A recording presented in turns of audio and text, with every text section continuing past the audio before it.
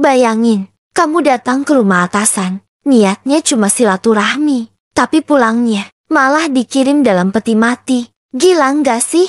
Ini adalah kisah kematian tragis Brigadir Nur Hadi, seorang polisi yang ditemukan tewas usai pesta liar bersama senior dan dua wanita misterius. Tapi, orang dari institusi yang sama, polisi. Lebih ironisnya lagi, pelakunya bukan orang luar.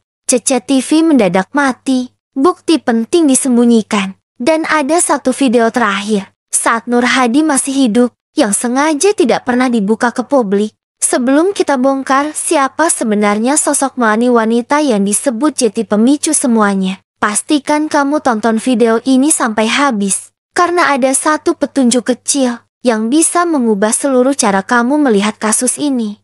Semua berawal dari sebuah undangan yang tampak biasa, tapi berakhir tragis. Tanggal 15 April tahun 2025, seorang perempuan muda bernama Misri Puspitasari dihubungi lewat Instagram dan WhatsApp oleh Kompol Imade Yogi Purusa, atasan Nur Hadi di Polda NTB. Per malam, Yogi mengajaknya liburan ke Gili Trawangan. Bayarannya 10 juta rupiah. Misri setuju. Setibanya di Lombok, Misri dijemput oleh Brigadir Nur Hadi, yang dikenalkan hanya sebagai sopir. Mereka menuju Villa Tekek, lokasi pesta. Di sana sudah ada 3 orang. Kompol Yogi, Ikda Haris Chandra, dan seorang wanita bernama Melani Putri, teman Haris. Malam itu, pesta dimulai. Alkohol, pil Riklona, dan ekstasi jenis indeks dikonsumsi. Semuanya dibawa oleh Yogi dan dibeli oleh Misri dari Bali. Insiden pun terjadi dalam kondisi fly dan tak sadar. Sekitar jam 19:30 WITA, suasana mulai panas.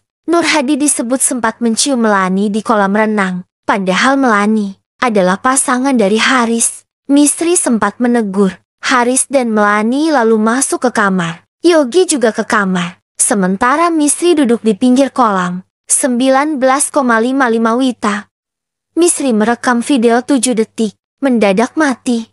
Tampak Nur Hadi masih hidup, duduk santai di kolam. Ini adalah rekaman terakhir korban masih hidup. Namun, mulai pukul 20 hingga 21:00 WITA, semua CCTV di villa, tidak ada satupun rekaman. Inilah yang diduga menjadi momen kematian Nur Hadi. Hasil autopsi menunjukkan tulang hyoid di leher korban patah, tanda jelas dia dicekik sebelum tenggelam. Awalnya dikira tenggelam biasa, tapi luka-luka di tubuhnya tidak masuk akal. Lebam di wajah, luka sobek di kaki kiri, pendarahan di kepala, dan yang paling mencurigakan, patah tulang leher dan tulang lidah.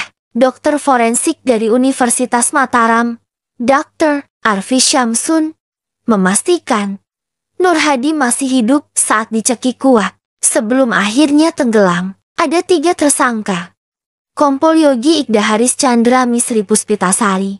Tapi hanya Misri yang ditahan. 2 atasan Nur Hadi justru tidak ditahan karena dianggap kooperatif. Publik marah, apalagi Misri hanya lulusan SMA dari keluarga miskin di Jambi. Ia bahkan sempat kesurupan setelah kejadian. Kuasa hukumnya menyebut kondisi psikisnya terguncang parah. Dia kemungkinan besar hanya jadi tumbal dari permainan kotor 2 aparat senior. Dan kini kita bicara soal Melani Putri, wanita yang jadi pemicu konflik malam itu. Ia ada di lokasi, tahu soal narkoba, sempat digoda korban, tapi namanya hilang dari penyidikan, tidak ditetapkan sebagai tersangka. Tidak ada penjelasan resmi dari polisi soal keterlibatannya. Kenapa kasus ini jadi sorotan besar? Mulai dari DPR, Kompolnas, hingga publik luas angkat suara. Kompol Yogi dan Haris akhirnya dijatuhi sanksi pemberhentian tidak hormat PTDH. Tapi, sampai pertengahan Juli tahun 2025, keduanya belum juga ditahan. Alasannya, karena mereka tidak mengakui perbuatan dan tidak dianggap berbahaya. Sementara Misri langsung ditahan karena dianggap tidak kooperatif dan berasal dari luar daerah. Keluarga Nur Hadi, terutama sang mertua Sukarmidi, menolak tunduk.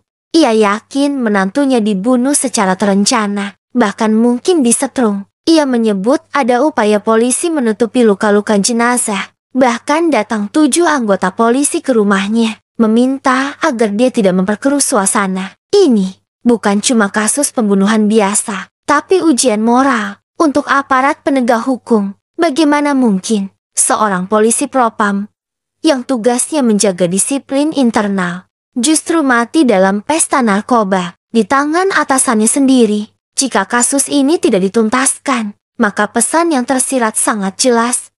Di negeri ini, bahkan polisi bisa dibunuh oleh polisi, dan tidak ada yang ditahan. Jangan biarkan kasus ini tenggelam seperti yang lainnya. Bagikan video ini, tinggalkan komentar kalian di bawah, dan dukung terus perjuangan keluarga Nur Hadi untuk mendapatkan keadilan. Subscribe agar kamu gak ketinggalan update terbaru dari kasus-kasus kelam seperti ini. Sampai jumpa di video berikutnya.